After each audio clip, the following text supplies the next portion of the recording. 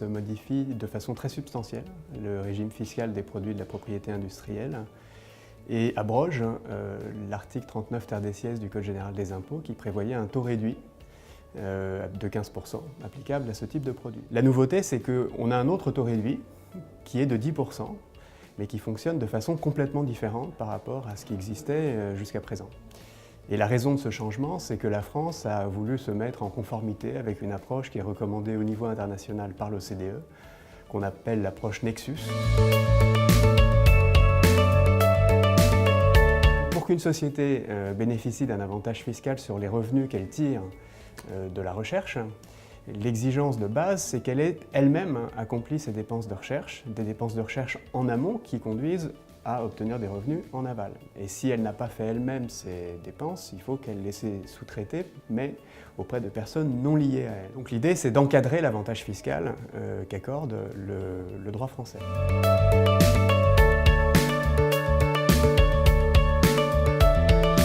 Alors pratiquement, c'est une réforme qui est très importante parce qu'elle change de façon très substantielle le droit positif.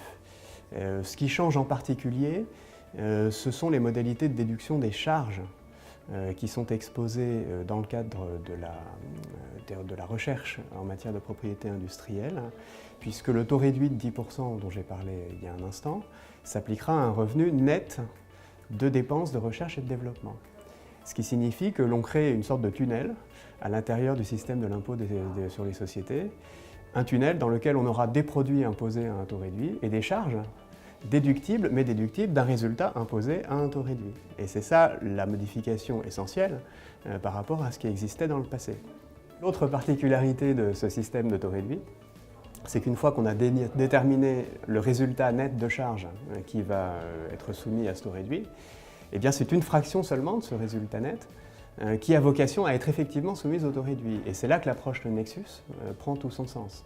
Car il ne suffit pas d'avoir des dépenses de recherche et des revenus de la recherche pour que toutes ces dépenses et tous ces revenus rentrent dans le tunnel. Encore faut-il que ce soit des dépenses et des revenus qui soient bien connectés à l'activité de recherche de la société qui reçoit les produits.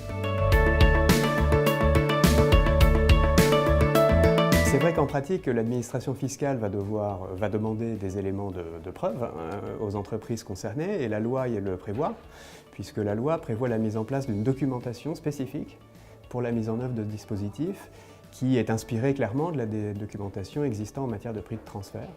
Donc toutes les entreprises qui prétendent à ce taux réduit devront élaborer spontanément une documentation qu'elles devront tenir à la disposition de l'administration fiscale. Le nouveau système modifiera également la fiscalité des groupes, et notamment des groupes intégrés. Les groupes intégrés devront raisonner comme s'ils étaient une société individuelle. C'est-à-dire que tous les calculs qui vont conduire à déterminer le résultat soumis au taux réduit, le ratio Nexus, tous ces calculs devront être faits au niveau du groupe intégré et non plus au niveau des filiales individuellement considérées.